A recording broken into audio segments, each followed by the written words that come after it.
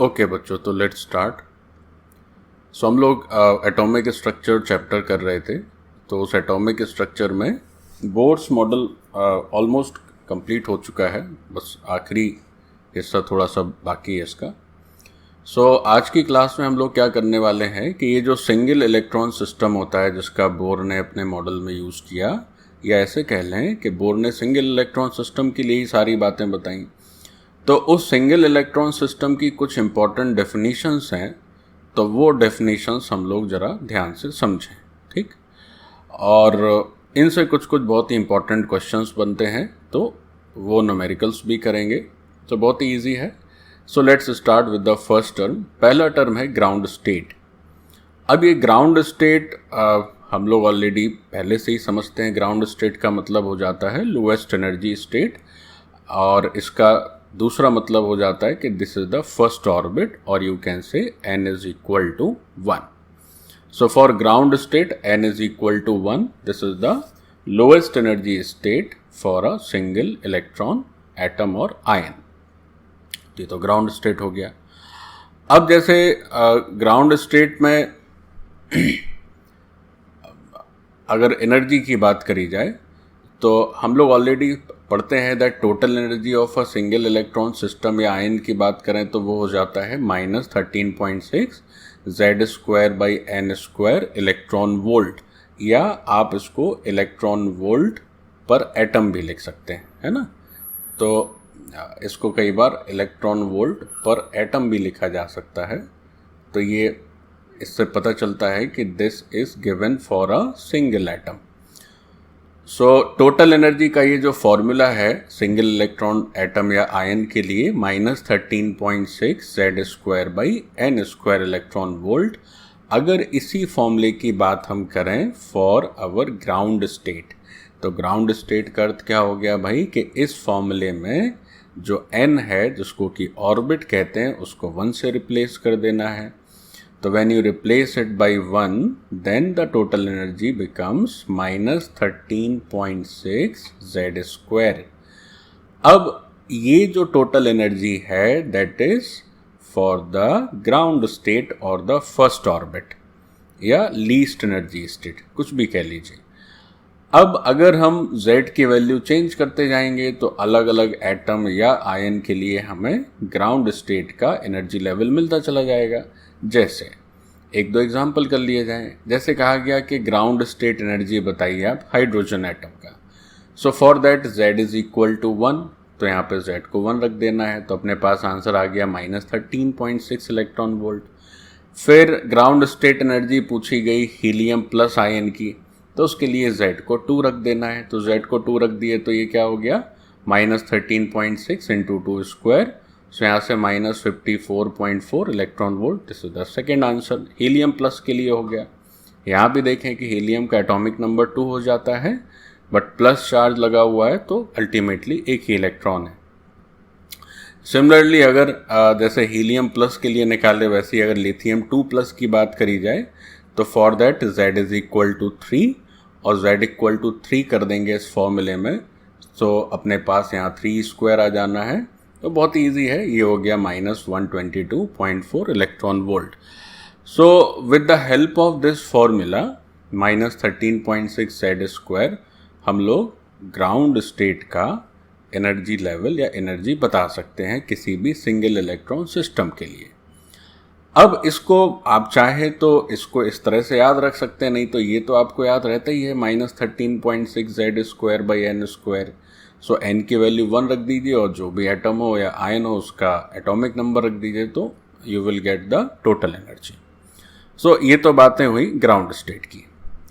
अब अपने ground state के बाद एक टर्म आता है which is the second term, and that is excited state, है ना। So let's look at excited state. अब एक्साइटेड स्टेट के बारे में भी हम लोग बोर के मॉडल में थोड़ा बहुत पढ़ते हैं या पढ़ चुके हैं ऑलरेडी। तो एक्साइटेड स्टेट का मतलब हो गया this is the energy state other than the ground state और other than the lowest energy state. तो जो ग्राउंड स्टेट है उसका एनर्जी लेवल क्या होता है, एनर्जी स्टेट के लिए उसमें n को 1 रखते हैं, है ना। ग्राउंड स्टेट में क्या हो गया, n is equal to 1। So excited state में अगर ऑर्बिट्स की बात करें तो it will start from the second orbit and till infinity, all of those are called excited state. मतलब क्या हुआ, जो न्यूक्लियस को जस्ट पहला ऑर्बिट सराउंड किए रहता है वो हो गया तुम्हारा ground state, and all the orbits starting just from the second orbit, मतलब पहले को छोड़ दिया जाए तो वो सारे ऑर्बिट्स कहलाएंगे एक्साइटेड स्टेट, या वो सारे एनर्जी लेवल्स कहलाएंगे एक्साइटेड स्टेट। हम लोग पढ़े भी हैं कि जैसे जैसे हम न्यूक्लियस से दूर जाते जाते हैं वैसे वैसे हमारे सिस्टम का एनर्जी बढ़ता चला जाता है। तो एक्साइटेड स्टेट में क्या होगा, डेफिनेटली इस ग्राउंड स्टेट से उसकी एनर्जी डेफिनेटली क्या होगी, ज़्यादा होगी। ठीक, तो इस बात को भी यहाँ पर हम लोग लिख सकते हैं। कैसे लिखेंगे, जैसे मैं लिख रहा हूँ total energy, T stands for total energy, so total energy for ES excited state is always greater than total energy for ground state। ठीक, इसको भी आप नोट करेंगे। एक एक बात नोट करना है बच्चों, everything is extremely important, we can not take chances. ठीक, सारी बातें लिखनी है। अच्छा, अब ये जो दूसरा फॉर्मूला देख रहे हो कि n is equal to excited state plus 1, इसका क्या मतलब है? देखो इसका मतलब क्या है, जैसे n इक्वल टू 1 का मतलब तो हो गया ग्राउंड स्टेट। अब जैसे n इक्वल टू 2 की बात करी जाए तो ये जो n इक्वल टू 2 है, सो n इक्वल टू 2 का मतलब हो गया आपका पहला एक्साइटेड स्टेट। सो ES या excited state is equal to 1 या फर्स्ट एक्साइटेड स्टेट, तो n कितना है 2। अब उसके बाद नेक्स्ट ऑर्बिट पे जाते हैं, so this is your second orbit. अब अगर हम लोग थर्ड ऑर्बिट पे जाते हैं तो definitely it is the second excited state, और अगर फोर्थ ऑर्बिट पे जाते हैं तो फिर ये हो जाएगा आपका थर्ड एक्साइटेड स्टेट। तो जो एक्साइटेड स्टेट का नंबर है वो n से जस्ट एक कम चल रहा है, क्योंकि एक्साइटेड स्टेट स्टार्ट ही होता है n इज इक्वल टू 2 से। ओके, तो अगर एक्साइटेड स्टेट की वैल्यू 1 है तो n की वैल्यू कितनी हो जाएगी 2। एक्साइटेड स्टेट 2 है, सेकेंड एक्साइटेड स्टेट है, मतलब ये तीसरा ऑर्बिट है। थर्ड एक्साइटेड स्टेट है, मतलब कि ये चौथा ऑर्बिट है। तो अगर n की वैल्यू चाहिए तो हमें एक्साइटेड स्टेट में एक ऐड करना होगा, so we will get the value of n। So this was the excited state. ठीक, तो हमने दो टर्म कंप्लीट कर लिए, first was ground state and third is excited state, sorry second was excited state. Now come to another term, तीसरा term आएगा इस Bohr के मॉडल में आता है ionization energy. Now look at what is ionization energy. Ionisation energy क्या है? अब ये जो आयनाइजेशन एनर्जी, इसको और डिटेल में हम लोग जानेंगे when we will study about periodic properties and periodic table. अभी बस थोड़ा सा जान लें, कुछ न्यूमेरिकल्स पूछे जाते हैं आयनाइजेशन एनर्जी पर बेस्ड, तो वो आपको आना चाहिए। सो आयनाइजेशन एनर्जी का मतलब एक बार हम लोग ऑलरेडी पहले भी क्लास में, किसी क्लास में मैंने आपको बताया है आयनाइजेशन एनर्जी क्या होता है, फिर से रिपीट कर लेते हैं। So this is the minimum amount of energy required to remove the most loosely bound electron, जिसको कि बैलेंस इलेक्ट्रॉन भी कहते हैं, of an isolated neutral gaseous atom or molecule. तो ये जो आयनाइजेशन एनर्जी है उसका मतलब ये है कि अगर कोई ये आइसोलेटेड न्यूट्रल गैसियस एटम या मॉलिक्यूल रहे तो जो इलेक्ट्रॉन सबसे लूजली बाउंड होगा, लूजली बाउंड का मतलब जो न्यूक्लियस से सबसे ज़्यादा दूर होगा, जिसको कि हम बैलेंस इलेक्ट्रॉन भी कहते हैं, जो न्यूक्लियस से सबसे ज़्यादा दूर होगा, उस इलेक्ट्रॉन को उस एटम या आयन से रिमूव करने के लिए, बाहर निकालने के लिए जो एनर्जी रिक्वायर्ड है, जो minimum amount of energy required है, that is your ionization energy. ठीक, आप देख ही रहे हैं। अब थोड़ा ये भी समझिए कि उस इलेक्ट्रॉन को बाहर निकालने के लिए हमें एनर्जी की रिक्वायरमेंट क्यों है? क्या वो अपने आप बाहर नहीं आ सकता है ना? कुछ ऐसा नहीं हो सकता है कि अपने आप बाहर आ जाए? हम कुछ मेहनत ही ना करें, ऐसा कुछ जादू हो जाए कि वो इलेक्ट्रॉन जो है उस एटम या आयन से अपने आप बाहर आ जाए, तो नहीं आ सकता। देखो उसका रीज़न क्या है। रीज़न ये है कि electron being a negative charge element and nucleus being a positive charge element, तो इनके बीच में एक natural electrostatic force of attraction रहेगा। तो इलेक्ट्रॉन न्यूक्लियस की तरफ तो जा सकता है, उससे बाहर या अवे तो अपने आप आ ही नहीं सकता है। So if you want to get this electron out of the atom, तो न्यूक्लियस की जिस ताकत से ये इलेक्ट्रॉन को खींच रहा है, आपको उसके बराबर या उससे ज़्यादा ताकत लगा के उसको बाहर निकालना होगा, तभी ना बाहर आएगा। तो यही आयनाइजेशन एनर्जी है कि this is the minimum amount of energy जो चाहिए to overcome this electrostatic force, और तब वो इलेक्ट्रॉन बाहर आता है। अच्छा, अब एक बात और भी ध्यान रखें, जैसे कि बोर में हम लोग क्या पढ़ रहे थे कि एनर्जी लेवल्स होते हैं, एनर्जी लेवल्स में n = 1 2 3 एंड सो ऑन। सो अब एक एनर्जी लेवल से दूसरे एनर्जी लेवल में ट्रांसफ़र किया जाए तो डेल्टा ई वाला फॉर्मूला जो हम लोग पढ़ते हैं, ठीक, जैसे कि यहाँ नीचे लिखा हुआ है। लेकिन आयनाइजेशन एनर्जी का मतलब हमेशा ये होता है कि आप इलेक्ट्रॉन को ग्राउंड स्टेट से निकालिए और उसको इन्फिनिटी पे जाके छोड़ दीजिए। मतलब इन्फिनिटी का मतलब ये हुआ कि न्यूक्लियस से फिर उसका कोई लेना देना ना रहे, कोई संपर्क ना रहे, बहुत दूर हो जाए। So electron is moved to infinity from ground state. ये मतलब है आप आइसोलेटेड गैसियस एटम से इलेक्ट्रॉन को बाहर निकालने का, कि आप जो सबसे लूजली बाउंड या सबसे जो उसका बैलेंस इलेक्ट्रॉन है, उस बैलेंस इलेक्ट्रॉन को ग्राउंड स्टेट से उठाइए और इनफाइनाइट पे ले जाके छोड़ दीजिए, ताकि उसका न्यूक्लियस से कोई संपर्क ना रहे, वापस ना आ पाए। उसके लिए जो मिनिमम एनर्जी की रिक्वायरमेंट है, that is your ionization energy. अब अगर हम बोर्स के मॉडल से डेल्टा ई की वैल्यू जो हम लोग लास्ट क्लासेस में पढ़े हुए हैं, सो that is 13.6 Z² 1/n1² - 1/2²। This is the energy difference between n1 and n2। ये क्या है बच्चों? ये एनर्जी डिफरेंस है किस में? ये एनर्जी डिफरेंस है आपके एनर्जी लेवल n1 और एनर्जी लेवल n2 में, ठीक। तो अगर हमको n1 से n2 में जाना है, मीन्स लोअर से हायर में जाना है, so this much is the extra energy that is required. अब हमें n1 से कहाँ पहुँचना है? इन्फिनिटी में पहुँचना है, तो नेचुरली इलेक्ट्रॉन को एनर्जी देनी पड़ेगी। उसको एनर्जी जब सप्लाई करेंगे तो वही एनर्जी को हम लोग क्या बोलेंगे? Ionisation energy. So ionisation energy की वैल्यू अगर जानना चाहें तो बस इस फॉर्मूले में you replace n1 by 1 and replace n2 by infinity, तो आपके पास आयनाइजेशन एनर्जी की वैल्यू आ जाएगी, या यूँ कहें कि उसका मैग्नीट्यूड आ जाएगा। देखो कैसे आएगा।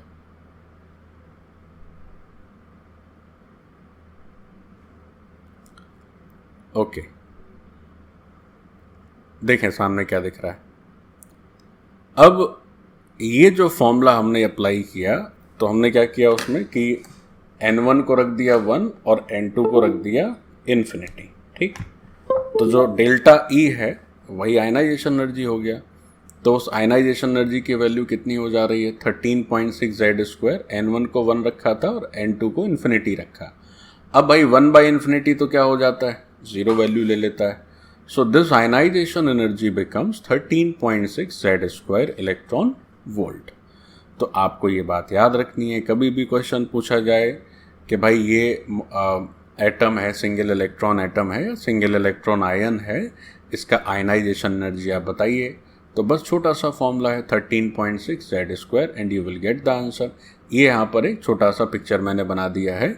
से this plus charge represents nucleus, और ये इसके तरफ, भाई मैंने पूरा ऑर्बिट नहीं बनाया है, पूरा ऑर्बिट बनाते तो क्या हो जाता? पूरा सर्किल हो जाता, ठीक, इस तरह से आ जाता पूरा सर्किल।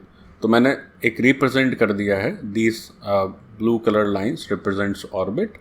सो इलेक्ट्रॉन अपने ग्राउंड स्टेट में, ठीक है, और इस ग्राउंड स्टेट से उसको कहाँ ले जा रहे हैं? n tends to infinity. मतलब हम लोगों ने क्या पढ़ा है कि इनफाइनाइट डिस्टेंस पर ले जाते हैं, तो n टेंड्स टू इन्फिनिटी। अच्छा, n को इक्वल टू इन्फिनिटी नहीं लिखना चाहिए, टेक्निकली थोड़ा सा रॉन्ग है, बिकॉज इन्फिनिटी इज अनडिफाइंड, तो एरो लगा के लिख देते हैं जो रिप्रेजेंट करता है एंड टेंड्स टू इन्फिनिटी। इसको पढ़ने का तरीका है टेंड्स टू इन्फिनिटी, ठीक। सो this is your first orbit और इसका एनर्जी स्टेट E1 लिख दिया है, और this is your last orbit और इनफाइनाइट्स ऑर्बिट, और इसका एनर्जी लेवल E इन्फिनिटी लिख दिया है। तो जो डेल्टा E होगा वो डेल्टा E ही आयनाइजेशन एनर्जी है, और इन दोनों एनर्जी लेवल का जो डिफरेंस होगा that is your ionization energy, ठीक। तो ये जो डेल्टा E आप देख रहे हैं, this is your ionization energy. तो ये तो समझने के लिहाज से हो गया। कोई पूछा आयनाइजेशन एनर्जी क्या है तो आराम से बता देना है, लेकिन आप फॉर्मूला जरूर याद रखें आयनाइजेशन एनर्जी का। ये हो जाता है 13.6 Z² electron volt.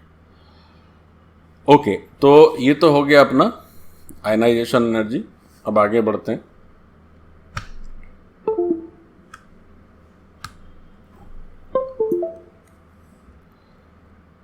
So this was I think the third term. देखते हैं इसमें शायद कुछ एक दो क्वेश्चन भी हैं, एक दो क्वेश्चन से उनको भी कर लिया जाए। First question, calculate ionization energy of hydrogen helium plus Li2+। Again very easy. Formula हमने क्या पढ़ रखा है? फॉर्मूला हमने पढ़ रखा है ionization energy is equal to 13.6 Z² electron volt per atom, ठीक। तो अब जो भी आपसे, जैसे हाइड्रोजन है तो उसका Z1 हो गया तो 1² लिख दिए, हीलियम प्लस है उसका Z2 होगा तो 2² लिख दिए, Li2+ है उसका Z3 होगा तो 3² लिख दिए।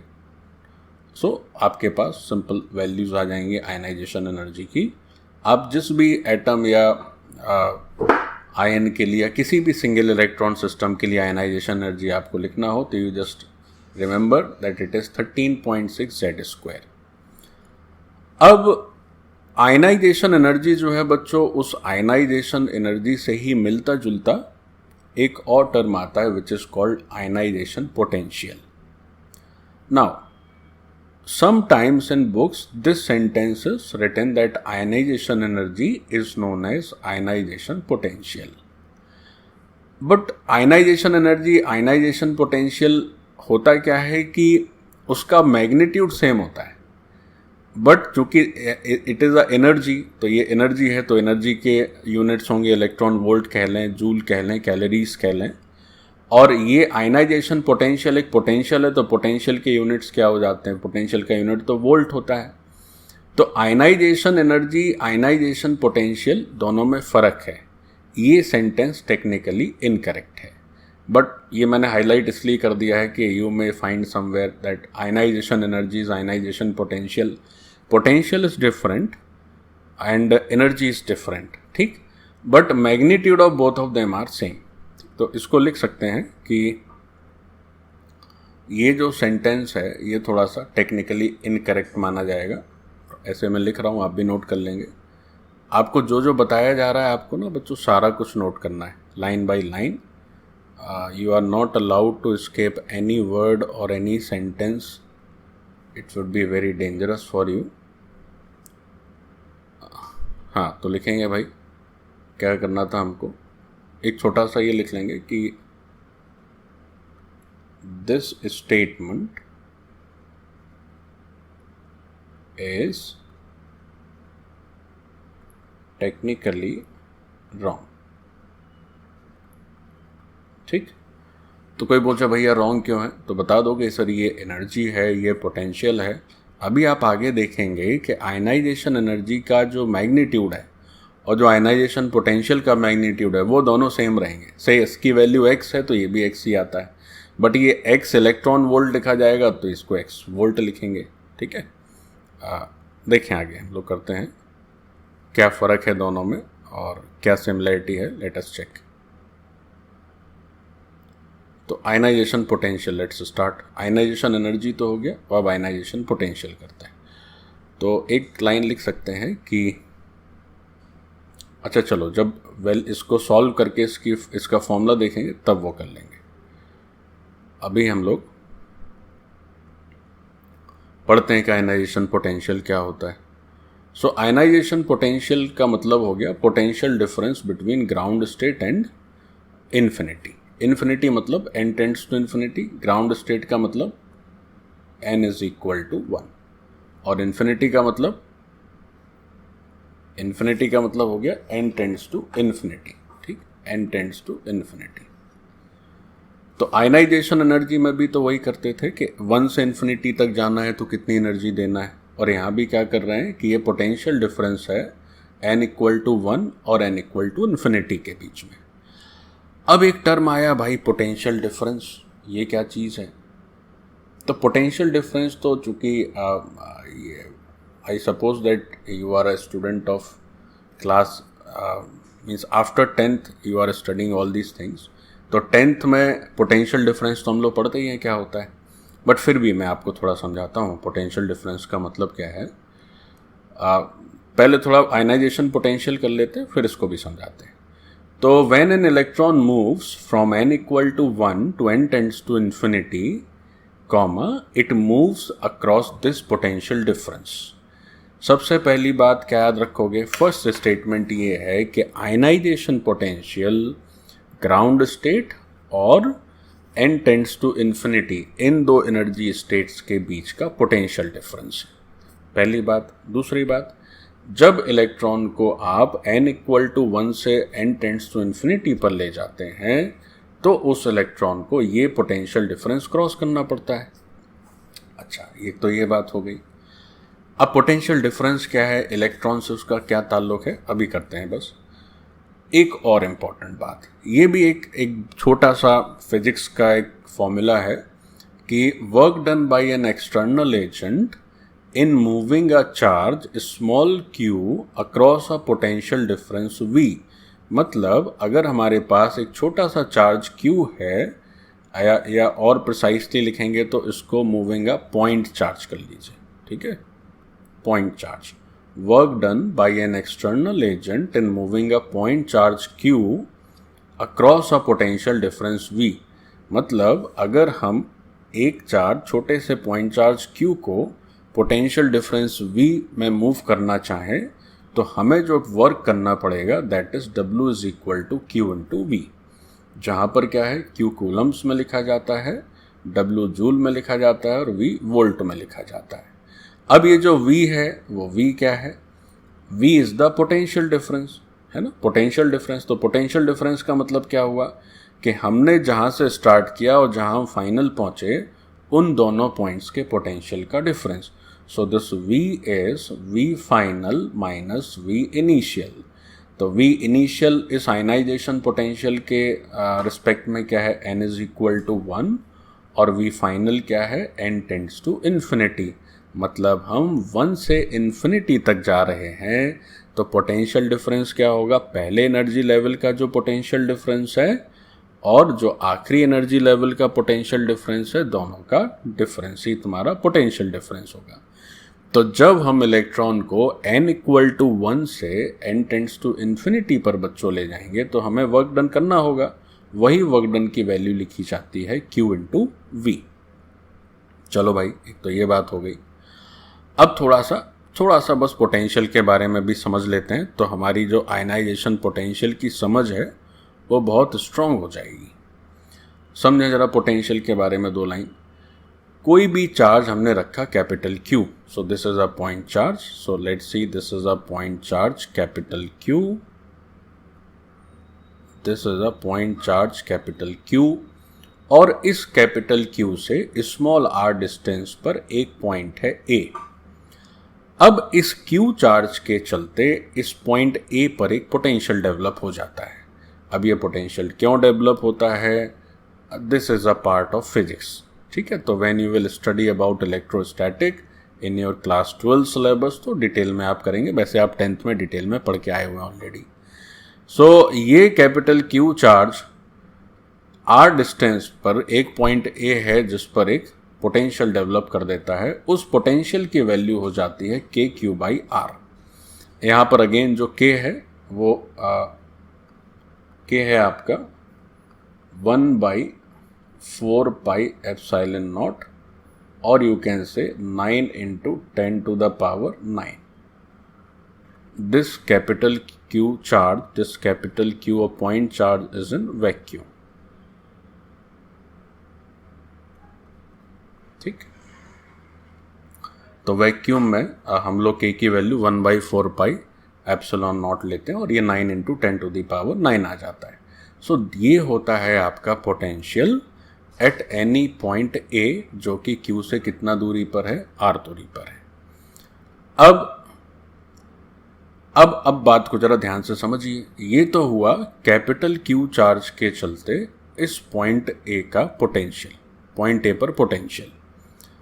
अब हमने क्या किया, एक दूसरा चार्ज लाए जिसको कि स्मॉल q नाम दिए, और ये स्मॉल q चार्ज जो था वो शुरुआत में कैपिटल Q से R1 डिस्टेंस पर था.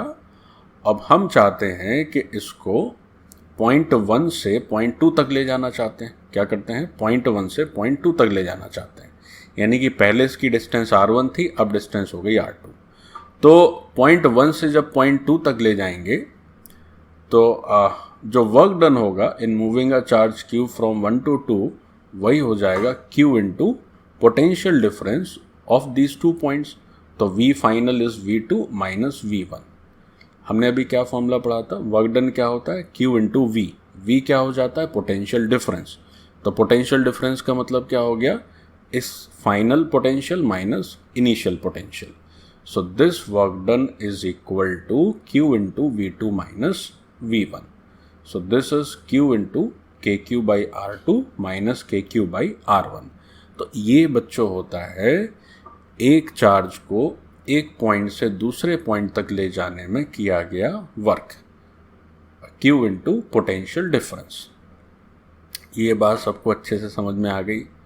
अच्छा, एक और छोटी सी बात है. अगेन अभी एटॉमिक स्ट्रक्चर हम लोग कर रहे हैं तो थोड़ा सा समझ लेते हैं. वैसे तो potential again is a very huge topic जो कि इलेक्ट्रोस्टैटिक में समझेंगे आप. देखें क्या है, या चलिए छोड़िए, फिर बहुत ज़्यादा लेंदी हो जाएगा. अभी बस इतना ही याद रखिए, इतना काफ़ी है.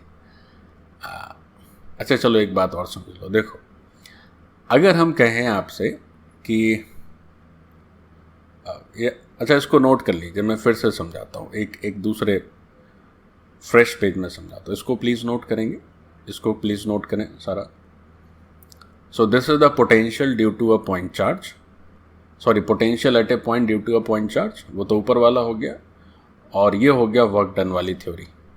एक चीज़ और समझो, वो भी बड़ी इम्पोर्टेंट है, तो और बढ़िया समझ में आ जाएगा.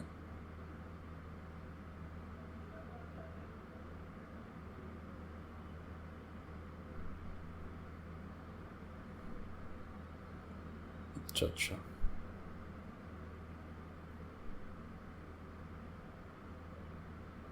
इसको नोट कर लीजिए.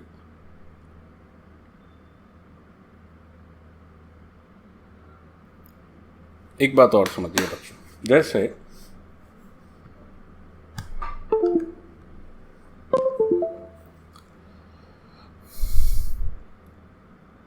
मैंने एक पॉजिटिव चार्ज ले लिया और एक नेगेटिव चार्ज ले लिया. फिर एक बार क्या किया कि दोनों पॉजिटिव चार्ज ले लिए, और एक बार क्या किया कि 2 नेगेटिव चार्ज ले लिए. ओके, अब बात को ज़रा ध्यान से समझेंगे हम क्या बताने वाले हैं. आप ऐसे समझिए कि अगर दोनों ऑपोजिट नेचर के चार्जेस हैं तो इनके बीच में जो फोर्स होगा that is the force of attraction. ठीक, फोर्स ऑफ अट्रैक्शन. और दोनों अगर सेम नेचर के चार्जेस हैं तो इनके बीच में जो फोर्स आएगा that is force of repulsion. मतलब वो चार्जेस की इच्छा होगी कि हम दोनों एक दूसरे से दूर रहें, आसपास ना आए, है ना. तो ये हो गया तुम्हारा रिपल्शन. तो यहाँ के एरो देखो एक दूसरे से अवे हैं, यानी कि ये दोनों चार्ज एक दूसरे से दूर जाना चाहते हैं. और पहली सिचुएशन में दोनों चार्ज एक दूसरे के पास आना चाहते हैं. अब इसको हम कुछ नाम दे देते हैं. से this is setup 1, this is setup 2 and this is setup 3. अगर आपसे पूछा जाए कि भाई ये दो चार्जों को आप थोड़ा और पास कर दीजिए, यानी इनके बीच का डिस्टेंस कम कर दीजिए। तो आपको बताइए मेहनत करनी पड़ेगी कि नहीं? तो आप कहेंगे नहीं सर, कोई मेहनत नहीं करना है, वो तो चाहते ही हैं कि हम एक दूसरे के पास आ जाए। एक बात, अगर आपसे कहा जाए कि इन दोनों चार्जेस को एक दूसरे से थोड़ा और दूर करिए, जितना भी डिस्टेंस है उस डिस्टेंस को बढ़ाइए, तब आपको मेहनत करनी पड़ेगी। तब जो एक्सटर्नल एजेंट है उसको वर्क डन करना पड़ता है। अब अगर सेकेंड और थर्ड की बात करें तो इनकी नेचुरल टेंडेंसी एक दूसरे से दूर जाना। तो आपसे कहा जाए कि इन दोनों के बीच का सेपरेशन बढ़ा दीजिए, आपको मेहनत करनी पड़ेगी? जवाब होगा बिल्कुल नहीं सर, वो तो खुद ही दूर जाना चाहते हैं, हम बस खड़े रहेंगे, अपने आप दूर चले जाएंगे। अब बात है कि इन दोनों को पास में लाइए, तो क्या मेहनत करनी पड़ेगी? हाँ सर, तब मेहनत करनी पड़ेगी। तो इस बात को ज़रा ध्यान से समझेंगे। जैसे अगर मैं लिखूं कि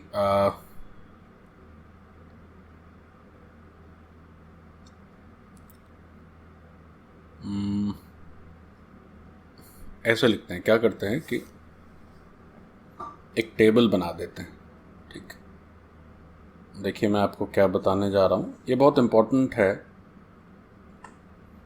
देखिए अगेन, हम लोग जो भी पढ़ते हैं हमें याद तो रखना ही पड़ेगा सब सारी चीज़ें, बट याद रखेंगे समझ के याद रखेंगे, है ना। एकदम रॉट लर्निंग नहीं होनी चाहिए भाई, हमें तो याद रखना ही है, तभी तो हम एग्ज़ाम में स्कोर कर पाएंगे। बट ये भी ध्यान रखेंगे कि हम जो भी याद रखेंगे उसका लॉजिक और उसका रीज़न हमें ठीक से मालूम होगा। क्या करने वाले हैं हम लोग? सेटअप 1 हो गया, 2 3, ओके। एक लाइन और खींच देते हैं।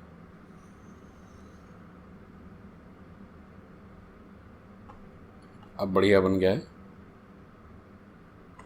एक यहाँ खींच दिया, एक यहाँ खींच दिया। अभी मैं क्या कर रहा हूँ बताता हूँ आपको। ओके, यहाँ सेटअप 1 लिख जाएगा, 2 3 लिख जाएगा, यहाँ डिस्टेंस आ जाएगी, वर्क डन आ जाएगा। ठीक है भाई, देखो इस टेबल में देखो क्या करने वाले हैं। यहाँ पर आप लिखेंगे सेटअप या केस 1 लिख दीजिए। यहाँ लिख देते हैं हम लोग केस फर्स्ट, ये फर्स्ट केस हो गया। और इस कॉलम में लिख देते हैं केस सेकंड एंड थर्ड। तो ये हो गया आपका सेकंड एंड थर्ड। अब जरा ध्यान से देखिए,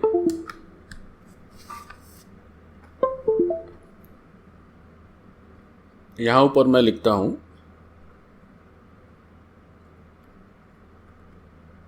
डिस्टेंस इंक्रीज, और यहां लिखता हूं डिस्टेंस डिक्रीज। ठीक, चलो अगर फर्स्ट केस में इन दोनों चार्जेस के बीच का आप डिस्टेंस बढ़ाना चाहते हैं तो आपको मेहनत करनी होगी। यानी हमारा जो W एक्सटर्नल होगा, हमारा जो एक्सटर्नल एजेंट होगा वो बहुत मेहनत करेगा, तभी ये दोनों दूर होंगे। लेकिन अगर हमें डिस्टेंस घटानी है तो हमें तो मेहनत ही नहीं करना है, तो हमारा जो W एक्सटर्नल होगा वो हो जाता है नेगेटिव। जब हम मेहनत नहीं करेंगे तो हमारा वर्क डन नेगेटिव आ जाएगा बच्चों, मतलब चार्जेस अपने आप मेहनत कर रहे हैं। और अगर हम काम कर रहे हैं, हम परिश्रम कर रहे हैं, हम अपनी एनर्जी दे रहे हैं, तो हमारा वर्क डन हमेशा पॉजिटिव आएगा। अब केस सेकेंड एंड थर्ड की बात करें तो अगर दोनों चार्जेस का सेपरेशन आप बढ़ाते हैं, means we are doing nothing और external agent is doing nothing, charges themselves can increase their distance, तो फिर जो W एक्सटर्नल होगा वो नेगेटिव हो जाएगा।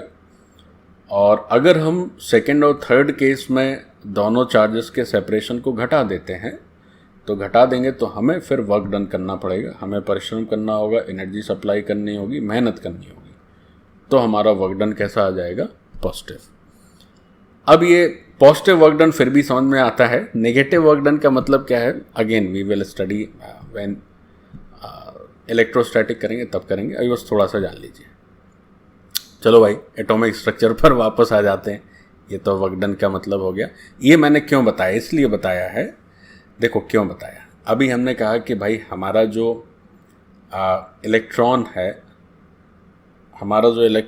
एक सेकेंड बच्चों, ये थोड़ा सा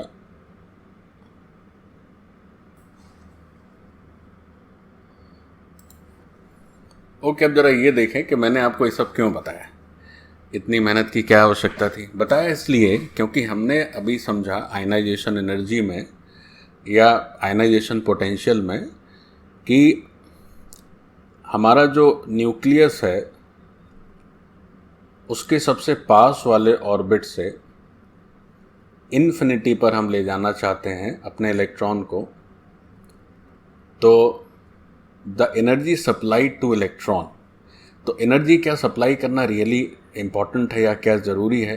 तो जवाब होगा हाँ। क्यों?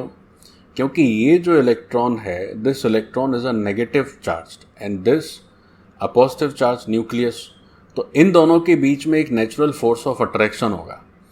तो इसलिए हमें एनर्जी सप्लाई करनी पड़ेगी, एक्सटर्नल एजेंट को वर्क करना पड़ेगा, तब ये इलेक्ट्रॉन तुम्हारा कहाँ से कहाँ तक पहुँचेगा, n=1 से n=infinity पर। सो ये वर्क डन पॉजिटिव आएगा। एनीवेज, तो हम लोग क्या कर रहे थे, आयनाइजेशन पोटेंशियल कर रहे थे, ये मैंने आपको समझाया वर्क डन का रीज़न। अब चलो आयनाइजेशन पोटेंशियल की वैल्यू देखते हैं। So now in moving an electron from n=1 to n tends to infinity, work done by external agent is equal to ionization energy. देखो यही बात है, आयनाइजेशन का एनर्जी का मतलब क्या हुआ? आयनाइजेशन एनर्जी हमने समझा minimum amount of energy to remove the electron. तो वो एनर्जी कहाँ से आएगी? कोई बाहरी ताकत ही तो वो एनर्जी सप्लाई करेगी उस सिस्टम को, तो उस बाहरी ताकत का नाम है एक्सटर्नल एजेंट। और वो एनर्जी का मतलब क्या हुआ? Work done by external agent. इस बात को जरा ध्यान से समझें। आयनाइजेशन क्या है? आयनाइजेशन एनर्जी क्या है? Minimum amount of energy required to remove the electron. तो वो एनर्जी कोई बाहरी व्यक्ति या बाहरी ताकत सप्लाई करती है। So that external power is called external agent, and the energy supplied by that power is also called work done by that external agent. So work done by external agent is equal to your ionization energy. अच्छा, तो work done का formula क्या पढ़ा हम लोगों ने? Q/V, और ये नेचुरली जूल्स में लिखा जाता है, अभी हमने थोड़ी देर पहले आपको बताया। और जो आयनाइजेशन एनर्जी है वो भी क्या पड़ा? फॉर्मूला 13.6 Z², तो उसको इलेक्ट्रॉन वोल्ट में लिखते हो। तो अगर आमने सामने आप सेम लिख रहे हैं तो आपको क्या करना होगा? आपको दोनों का यूनिट सेम करना होगा बच्चों, ठीक? तभी आप उसको फर्दर सॉल्व कर पाइएगा। अच्छा, अब Q/V है, तो Q क्या है? जिस चार्ज को हम ले जाना चाहते हैं, तो वो चार्ज का मैग्नीट्यूड क्या है? 1.6 × 10⁻⁻19 कूलम, या कह लें E। उसका मैग्नीट्यूड क्या है? E, ठीक?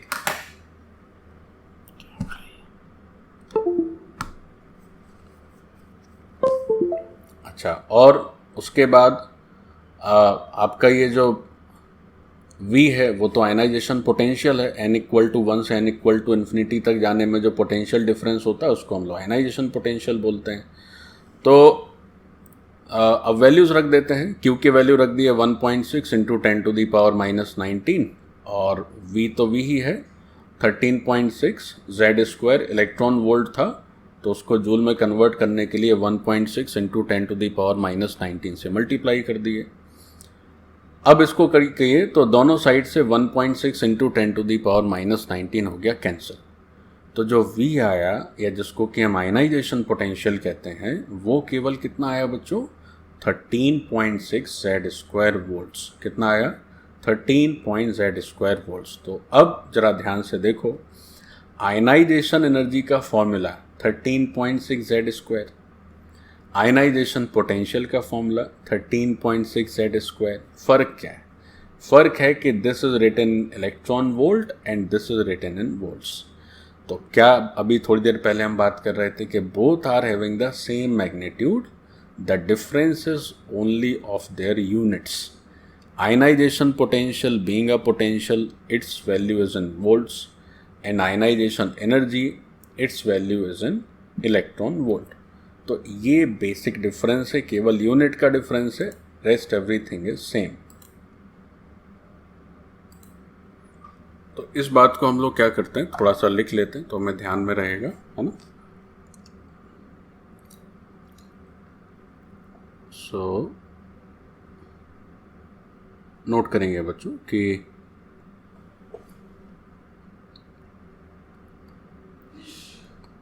Ionization energy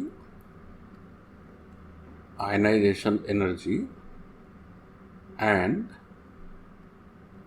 ionization potential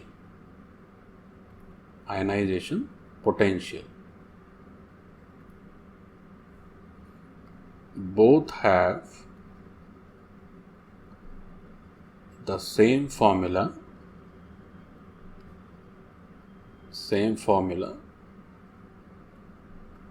and same magnitude.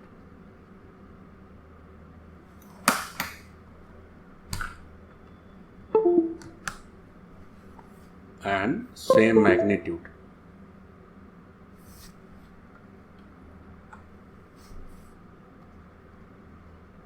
Same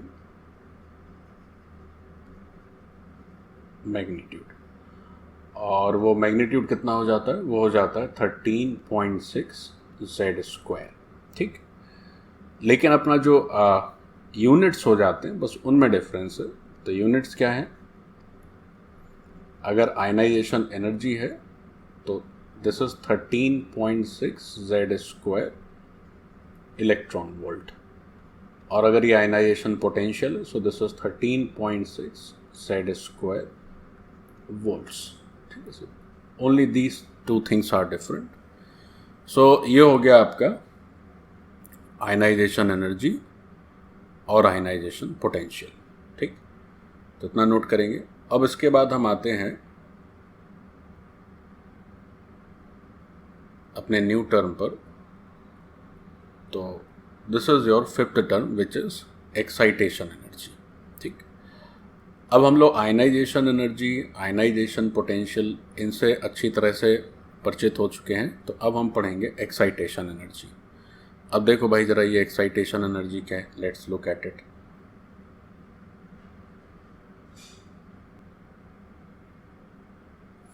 तो अभी जैसे हम लोग जो आयनाइजेशन एनर्जी के विषय में पढ़ रहे थे, तो उसमें क्या था कि बच्चों n=1 से हमें कहाँ पहुँचना था, n=∞ पर या n→∞ पर। लेकिन एक्साइटेशन एनर्जी जो है उसमें क्या होता है कि n=1 से आप किसी भी एक्साइटेड स्टेट में पहुँच जाएं तो आपको इलेक्ट्रॉन को एनर्जी सप्लाई करनी होगी। So that is the energy required to excite the electron from ground state to any excited state. तो एक्साइटेशन एनर्जी में क्या है कि किस एक्साइटेड स्टेट में इलेक्ट्रॉन जाना चाहता है ये फिक्स नहीं है, वो ग्राउंड स्टेट से बाहर निकले और किसी भी एक्साइटेड स्टेट में चला जाए। तो इस प्रोसेस में जो एनर्जी सप्लाई करनी होगी या जो एनर्जी रिक्वायर्ड होगी to excite the electron, that is called your excitation energy. जैसे कि इस फिगर में आप देख रहे हैं कि अगर वो फर्स्ट एक्साइटेड स्टेट में जाता है मीन्स n=2 तो उसको हम फर्स्ट एक्साइटेशन एनर्जी बोलेंगे। अगर वो सेकेंड एक्साइटेड स्टेट में जाता है या n=3 तो उसे फिर हम लोग सेकेंड एक्साइटेशन एनर्जी बोलेंगे। सिमिलरली थर्ड एक्साइटेशन एनर्जी यानी कि वो थर्ड एक्साइटेड स्टेट में जाए। और आयनाइजेशन एनर्जी तो फिक्स हो गया कि उसमें n→∞ पे जाना रहता है। सो एक्साइटेशन एनर्जी और आयनाइजेशन एनर्जी का मेन डिफरेंस बच्चों क्या समझे, एक्साइटेशन एनर्जी हो गया कि वो किसी भी एनर्जी स्टेट में, किसी भी एक्साइटेड स्टेट में जाना चाहे ग्राउंड स्टेट से, तो that energy requirement is excitation energy. और ionisation energy is specific when it is moved from n=1 to n→∞ और n=∞। तो ये हो गया आपका एक्साइटेशन एनर्जी का मतलब। अब आते हैं हम लोग आगे। देखो नेक्स्ट आर्टिकल क्या है, एक्साइटेशन एनर्जी भी हो गया, बस कंप्लीट ही होने वाला है ये। अब जैसे कि आयनाइजेशन एनर्जी के लिए आयनाइजेशन पोटेंशियल है, ऐसी एक्साइटेशन एनर्जी के लिए एक्साइटेशन पोटेंशियल है ना। एक्साइटेशन पोटेंशियल सेम चीज़, एक्साइटेशन एनर्जी की वैल्यू क्या होगी, वही डेल्टा ई जो बोर के फॉर्मूले से हम लोग पढ़ते हैं। तो डेल्टा ई का मतलब क्या हो जाता है, तो डेल्टा ई हो जाता है 13.6 Z square 1/n1 square minus 1/2 square. So अगर यहाँ पर n1 की वैल्यू 1 और n2 की वैल्यू इन्फिनिटी हो गई तो ये जो एनर्जी का डिफरेंस है this is ionization energy. But अगर n1 की वैल्यू 1 से n2 कुछ भी रखते रहिए, कोई भी एक्साइटेड स्टेट लेंगे तो उसी को हम लोग बोल देंगे एक्साइटेशन एनर्जी। ठीक, इसको भी हम लोग क्या करते हैं, एक बॉक्स में बंद कर लेते हैं। ये भी फॉर्मूला हमारे काम का है। So this is excitation energy. So let's enclose it in a box।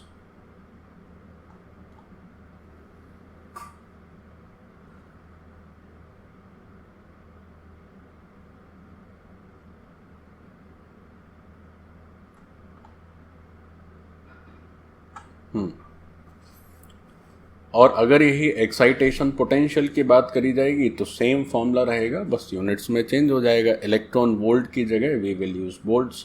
So n1 equal to 1 and n2 equal to energy state to which electron is excited. ध्यान रहे कि जैसे ही आप क्या करेंगे, जैसे ही आप n2 को लिखेंगे इन्फिनिटी, तो आपका जो एक्साइटेशन एनर्जी है that is called as ionization energy. वही एक्साइटेशन एनर्जी किसमें क्या कहलाने लगेगा, आयनाइजेशन एनर्जी। ठीक, सो एक्साइटेशन एनर्जी हो गया, एक्साइटेशन पोटेंशियल हो गया, आयनाइजेशन एनर्जी हो गया, आयनाइजेशन पोटेंशियल हो गया। ठीक है, अच्छी बात है, काफ़ी काम हो गया। अब हम लोग बढ़ते हैं आगे। देखो भाई आगे क्या है। अब 2-4 क्वेश्चन कर लेते हैं एलिमेंट्री टाइप के। जैसे पहला क्वेश्चन लिखा हुआ है, calculate first ionization, first excitation energy of lithium 2+ ion. ठीक, calculate first excitation energy of lithium 2+ ion. देखो इसका मतलब क्या है। अब लिथियम 2+ आयन का फर्स्ट एक्साइटेशन एनर्जी अपने को बताना है। तो लिथियम 2+ मतलब Z की वैल्यू 3 आ जा रही है। ठीक है, Z हो गया 3। और फर्स्ट एक्साइटेशन स्टेट का मतलब क्या हुआ कि फर्स्ट एक्साइटेशन एनर्जी का मतलब क्या हुआ कि लिथियम को हमें फर्स्ट एक्साइटेशन स्टेट पे पहुंचाना है। कहाँ पहुंचाना है, फर्स्ट एक्साइटेशन स्टेट पे। तो फर्स्ट एक्साइटेशन स्टेट का मतलब हुआ N की वैल्यू जो है वो 2 है। सो N1 तो 1 ही रहता है क्योंकि ग्राउंड स्टेट है, और N2 कितना हो गया 2। सो दिस डेल्टा E और first ionization first excitation energy लिख लेते हैं हम लोग, इसको लिख लेते हैं। आप उसको फर्स्ट एक्साइटेशन एनर्जी कहिए या डेल्टा ई कहिए, वो हो जाएगा 13.6 Z square into 1/n1 square minus 1/n2 square. और n1 की वैल्यू रखना है 1, n2 की वैल्यू रखना है 2, z की वैल्यू रखना है 3। So if you solve this, you will get the answer 91.8 electron volts. So this is your first excitation energy for lithium 2+ ion. For lithium 2+ ion. ठीक, तो ऐसे हम किसी भी सिस्टम का excitation energy, first excitation energy हो या कुछ भी हो, हम आराम से बता सकते हैं। अब आता है नेक्स्ट क्वेश्चन। देखिए नेक्स्ट क्वेश्चन में क्या है, वो भी इसी तरह का एक आसान सा क्वेश्चन है। देखेंगे ज़रा क्या है उसमें। अब हमसे पूछा गया सेकेंड एक्साइटेशन एनर्जी बताइए। तो सेकेंड एक्साइटेशन एनर्जी का मतलब क्या हुआ, N1 तो अगेन 1 ही है, N1 तो 1 ही लेना है, लेकिन जो N2 है वो दूसरा एक्साइटेड स्टेट। तो दूसरा excited state means third orbit. So N2 is your 3। N2 कितना है भाई, N2 है आपका 3। अब वैल्यू रख दीजिए और सॉल्व कर दीजिए। तो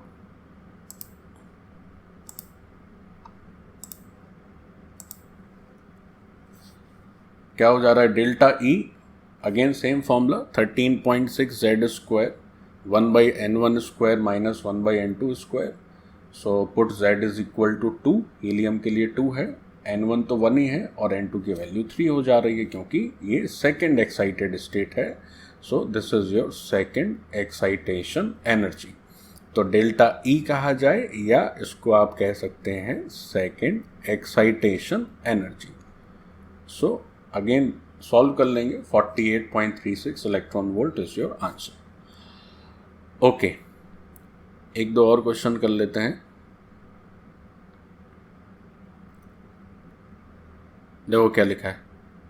लिखा है कि first excitation potential of hydrogen like sample is 15 volts, है ना। क्या लिखा है? First excitation potential.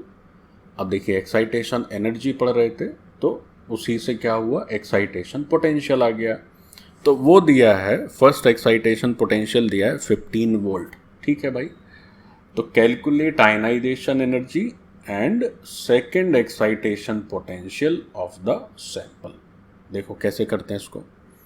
सबसे पहले लिख लेते हैं कि हमारे पास जो गिवन इंफॉर्मेशन है that is first EP, first excitation potential, और वो कितना दिया है, 15 वोल्ट्स। तो क्या आप इससे एक ये स्टेटमेंट अपने आप से लिख पाते हैं कि फर्स्ट एक्साइटेशन एनर्जी जो रही होगी वो रही होगी 15 इलेक्ट्रॉन वोल्ट, क्योंकि वोल्ट और इलेक्ट्रॉन वोल्ट का ही चक्कर है। ठीक, okay. Now first excitation energy को आप लिखते कैसे हैं?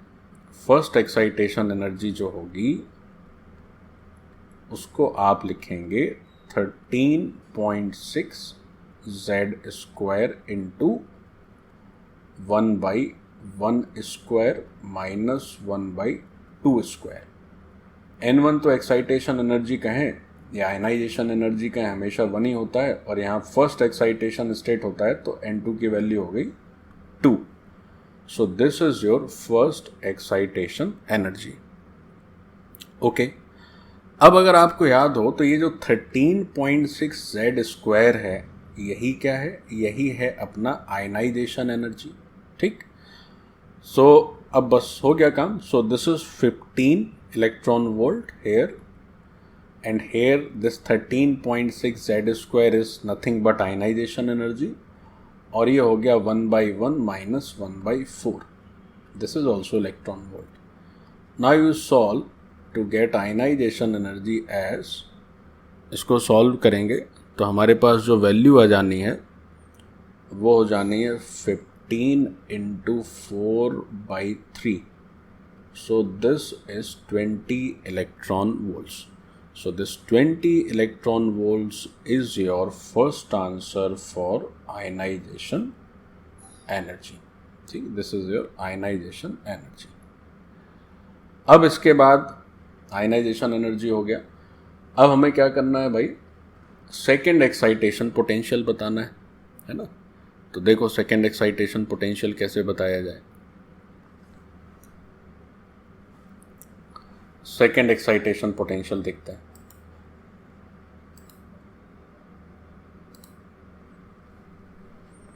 अब अगर हमको सेकेंड एक्साइटेशन पोटेंशियल की रिक्वायरमेंट है तो ऐसा करते हैं कि हम लोग जो है सेकेंड एक्साइटेशन एनर्जी निकालते हैं पहले, है ना। सो सेकेंड ई, सो सेकेंड एक्साइटेशन एनर्जी के लिए क्या ध्यान में रखेंगे कि N1 तो 1 ही हो जाना है, और second excited state means N2 is 3.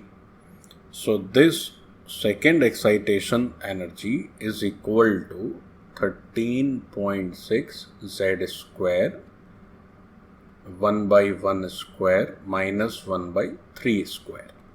ठीक, अब अगेन ये जो 13.6 z स्क्वायर है, so this is your ionization energy, जिसको हम लोग ऑलरेडी सॉल्व कर चुके हैं। तो उसकी वैल्यू आई थी 20 इलेक्ट्रॉन वोल्ट्स, तो वहाँ 20 रख देना है अपने को, और बाकी फिर 1/1 स्क्वायर है माइनस 1/3 स्क्वायर है, सॉल्व करेंगे and we will get the answer. Okay, so ये थोड़ा सा मेरा पैड गड़बड़ कर रहा है आज। Okay, no problem. सो यहाँ पर रख देंगे 20, और ये हो गया आपका 1 minus 1/9. So this is in electron volts. So if you solve this, आपके पास वैल्यू आ गई, ये 8 आएगा 8/9. So this is 160/9 electron volts, and this is your second excitation energy. अब देखो भाई, ये सेकेंड एक्साइटेशन एनर्जी है, पूछा गया है सेकेंड एक्साइटेशन पोटेंशियल, तो बहुत आसान है, क्या बताएंगे, सेकेंड एक्साइटेशन potential,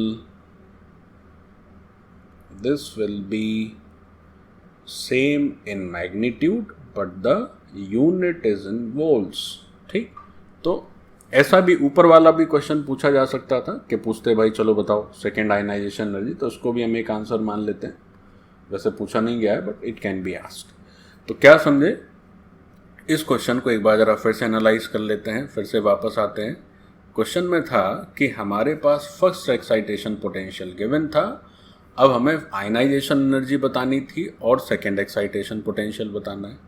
तो first excitation potential is given, so that is N1 is equal to 1 and N2 equal to 2.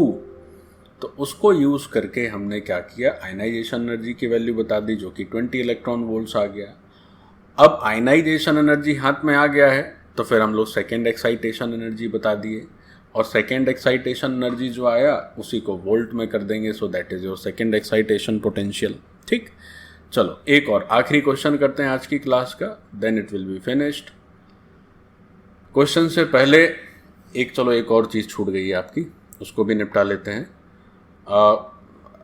Sixth and the last term जो बोर्ड्स में हमें पढ़ने इंपॉर्टेंट टर्म्स की कैटेगरी में, that is separation energy. Separation energy और you can call it binding energy also.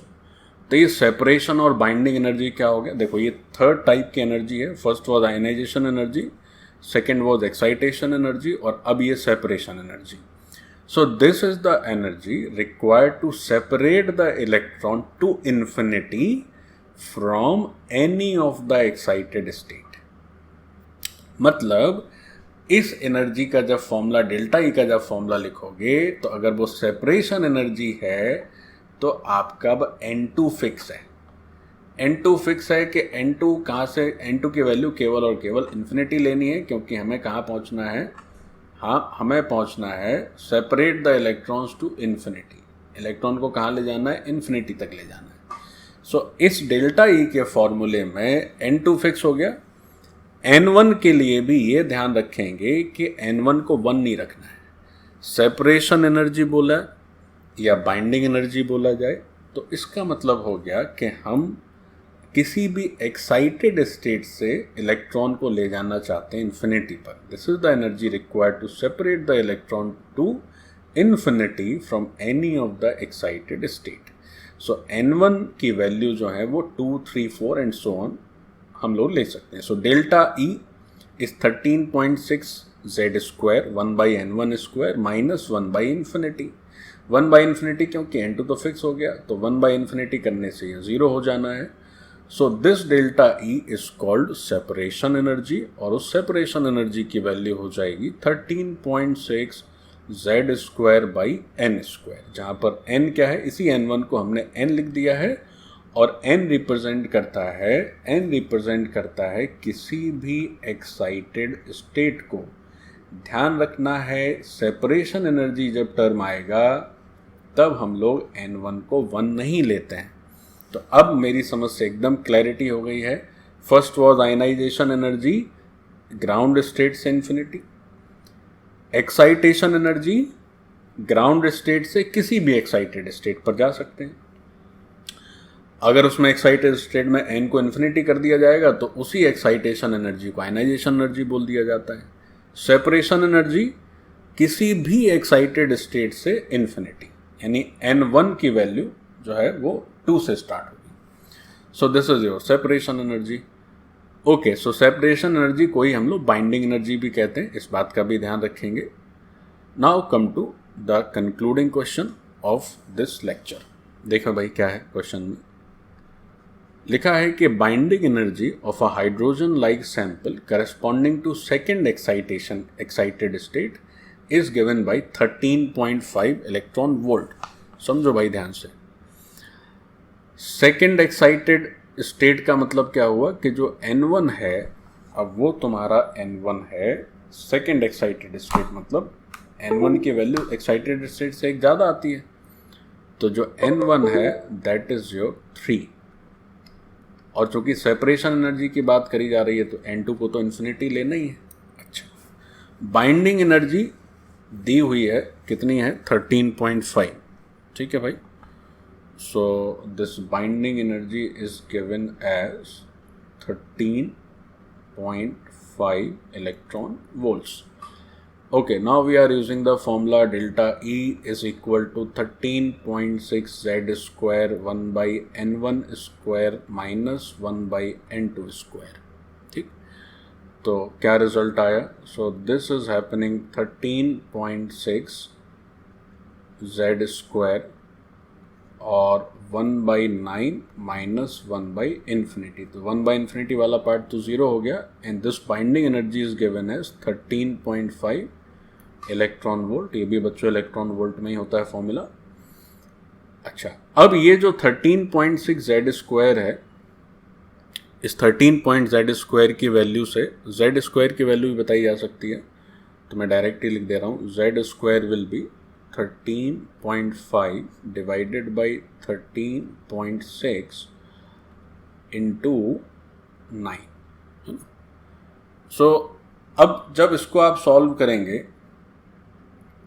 तो ये 13.5 13.6 लगभग बराबर ही हो गया, बट एक से थोड़ा सा कम आएगा. तो जो Z स्क्वायर आएगा वो 9 से थोड़ा सा कम आएगा. तो Z स्क्वायर 9 से थोड़ा सा कम आएगा, लगभग उसको 9 लिखा जा सकता है. अब अगर Z स्क्वायर को हमने लगभग 9 लिख दिया तो Z को फिर नेचुरली क्या लिख पाएंगे? Z को हम लोग 3 लिख देंगे.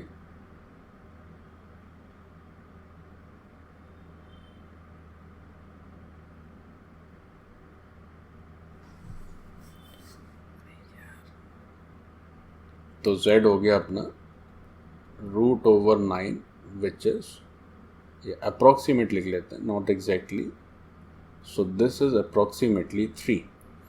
तो अगर Z 3 हो गया लगभग, तो उससे क्या समझे? इससे ये समझे कि आपका जो सैंपल है उसका एटॉमिक नंबर है 3, मीन्स सैंपल इज लिथियम 2+. ठीक. So this is your answer number first. दूसरा पार्ट क्या पूछा है? Ionization energy of the sample पूछा है. अब ये तो बहुत ही ईजी है. आयनाइजेशन एनर्जी क्या हो जाती है? 13.6 Z स्क्वायर है ना. तो 13.6 Z स्क्वायर है. So second part is ionization energy. So this is 13.6 Z square electron volt. So this is 13.6. Z is 3 square. So your answer is 122.4 electron volt. So this is your second answer. तो देखो कितना easy है. तो 3 तरह की energy आपको स्पष्ट हो गई आज की क्लास में: आयनाइजेशन एनर्जी, एक्साइटेशन एनर्जी और सेपरेशन एनर्जी. ठीक. Okay, so with this lecture is concluding. Thank you very much.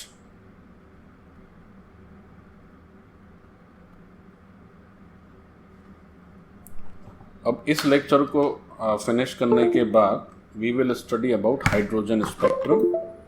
तो ये पूरा जो बोर वाला सेक्शन है वो सेक्शन पूरा फिनिश हो जाना है एंड देन आफ्टर हम लोग फिर और आगे पढ़ेंगे. तो बस कुछ दिन की बात है, ये चैप्टर आपका ओवर हो जाएगा. थैंक यू बच्चों.